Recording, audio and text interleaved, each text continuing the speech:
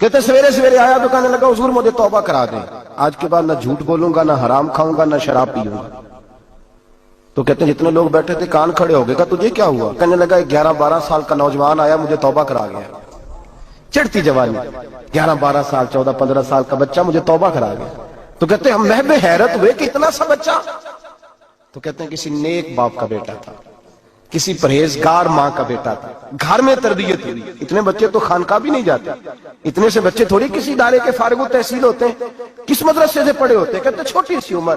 تو کہا جناب آپ کو کیسے ملا؟ تو وہ شخص کہنے لگا حضور کل میں گیا بازار، میں نے بغداد کے چوک سے 10 کلو مچھلی بھی خرید لی اور کچھ اور ضرورت کی چیزیں بھی، مہمان آنے تھے، وہ سارا کچھ خرید کے میں جب نکلا تو سامان زیادہ ہو گیا۔ چوک میں مزدور بیٹھے ہوتے تھے، میں نے کہا بھئی میرے ساتھ فلاں محلے تک سامان پہنچانا ہے۔ وہ بچہ کہنے لگا چچا اگر میں چلوں تو، میں نے اس کو ایڈریس وغیرہ بتلایا تو 3 دینار مزدوری طے ہو گئی سامان گھر پہنچانے کی۔ کہتے میرے ساتھ وہ نکلا اور جب رستہ طے کرنے لگا تو رستے میں گرمی بڑی سخت تھی، ظہر کا وقت تھا، ذرا ہم نے چند قدم اٹھائے، 2-4 گلیاں گزرے تھے کہ اذان ظہر کی آواز آنے لگی۔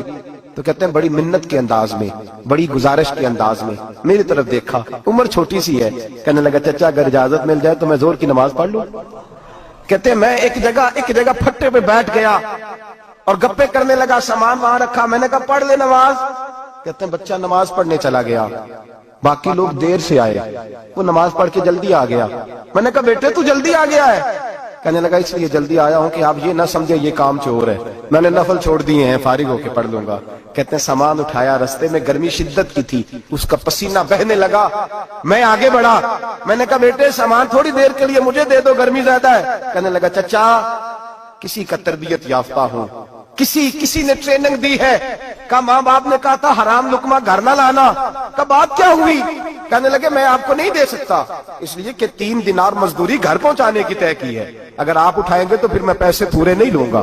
دامان نے توکل کی یہ خوبی ہے کہ اس پر پیبند لگے ہوتے پر دھبے نہیں ہوتے، میں پھر مزدوری پوری نہیں لوں گا، پیسے کم لوں گا۔ کہتے ہیں میں محو حیرت ہو گیا، اس جوان کی بات نے میرے سارے وجود تھر تھر کما ڈالا کہ اس دور میں اس قسم کے لوگ۔ کہتے ہیں گھر لے گیا اس کو، میں سامان رکھا، میں نے کہا تم جہاں ٹھہرو میں 3 دینار مزدوری لاتا ہوں۔ کہتے ہیں پیسے لینے گیا تو بیوی کو بتایا بڑا نیک ہے، بڑا پرہیزگار جوان ہے، کہنے لگی روٹی پکی ہوئی ہے، اسے کہو دوپہر کا کھانا کھا لے۔ کہتے ہیں میں باہر گیا، 3 دینار تھمائے، میں نے کہا بیٹے ایک بات مانو گے؟ تو کہتے ہیں 3 دینار دے کے کہنے لگا اب تو آپ مالک ہو گئے، میں نے نمک کھا لیا ہے، اب تو ہر بات مانوں گا، اصلہ نال جے نیکی کریے نسلہ تاک نہیں بھول دے، میں اب ہر بات مانوں گا۔ تو میں نے کہا دوپہر کا کھانا کھا لو۔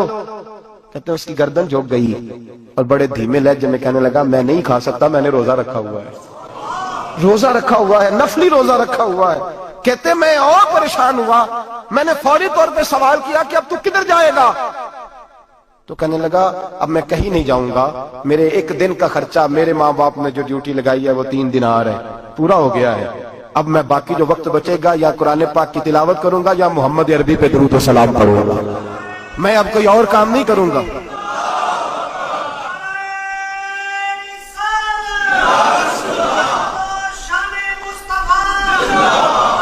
شخص کہنے لگا کہ میں نے کہا افطاری کر لینا، کہنے لگا مجھے مسجد بتا دو، میں جا کے اللہ اللہ کرتا ہوں، مجھے شام کو لے آنا۔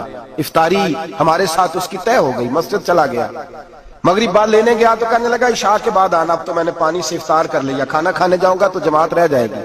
کہتے ہیں عشاء کے بعد میں لایا، اس کو کھانا کھلایا، رات گہری ہو گئی تو میں نے کہا تو سو نہیں جاتا؟ کہنے لگا کوئی حرج نہیں، کبھی دور مزدوری کرنے نکل جاؤں تو رہ بھی جاتا ہوں، گھر والوں کو پتا ہے۔ کہتے میں نے مسافر خانہ کھولا، یوں سمجھیے ڈرائنگ روم، بیٹھک میں نے کھولی، اس کو سلا دیا، میں اور میری بیوی اپنی معذور بیٹی کو روٹی دینے گئے اور ہم نے جا کے اس کو کھانا کھلایا جو ٹانگوں سے معذور تھی، اور ساتھ کہا کہ بیٹی آج بڑا پرہیزگار جوان ہمارا مہمان ہے، آج چڑھتی جوانی اور تقوی کی روشنی اس کے چہرے سے چمکتی ہے، کیا بات ہے، بڑے ہی اچھے گھرانے کا تربیت یافتہ ہے۔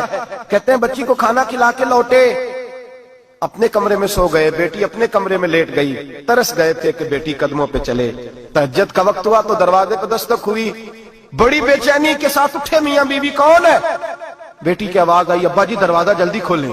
کہتے ہیں کلیجے پھٹنے لگے، ذہن بکھرنے لگے، سوچے ہیں کہ وہ 2-1 منٹ ہمارے اوپر پہاڑ بننے لگے، دروازہ کھولا تو وہ بیٹی جس کے لیے ترس گئے تھے کبھی چلے گی، وہ اپنی ٹانگوں پہ کھڑی ہے، कभी दौड़ के उधर जाती, कभी दौड़ के इधर आती। बेटियां परेशानी का फोन कर दे तो फिर भी आंसू निकल आते हैं, और बेटी घर में खुशी आ जाए तो फिर भी माँ बाप रो के ही शुक्र अदा करते हैं। इनके लिए रोते ही रहते हैं। कहते ना तड़प गया, बीवी भी रोने लगी, बेटे ये क्या हुआ? हम तो मायूस होने लगे थे माज़अल्लाह कि अब तू ठीक नहीं होगी, क्या हुआ? कहने लगे अब्बा जी अम्मा जी आपने बताया ना नेक जवान आया है, नेक आया है, तो मैं आप चले गए तो मेरे दिल में ख्याल आया, ऐ अल्लाह अगर वो वाकई नेक है तो उसके सदके मुझे शिफाई अता फरमा दे। या अय्युहल्लज़ीना आमनू इत्तक़ुल्लाह वब्तगू इलैहिल वसीला, ऐ अल्लाह सेहत ही दे दे। कहते अभी मेरी दुआ भी पूरी नहीं हुई कि मेरा वजूद हरकत करने लगा, और ये देखो मैं उठ के खड़ा हो गई हूँ। कहते हम लोगों ने ये देखा तो भागे उसके कमरे की जानिब। जब दरवाजे पे हाथ रखा तो दरवाजा खुल गया, आगे गए तो पलंग खाली था, एक रुक्का छोड़ गया है। कहने लगा मुझे पता है मेरी हकीकत खुल गई है, मैंने ये करामत कोई कंपनी की मशहूरी के लिए नहीं दिखाई कि लोग मेरे पीछे भागने लगे, मुरीद होने लगे, तवाफ करने लगे। मैं तो अल्लाह का बंदा हूँ। अगर तुम्हें मुझसे जरा भी प्यार हो गया है तो फिर मेरे पीछे ना भागना, अल्लाह की बारगाह में झुक जाना, फिर गुनाहों से तौबा कर लेना।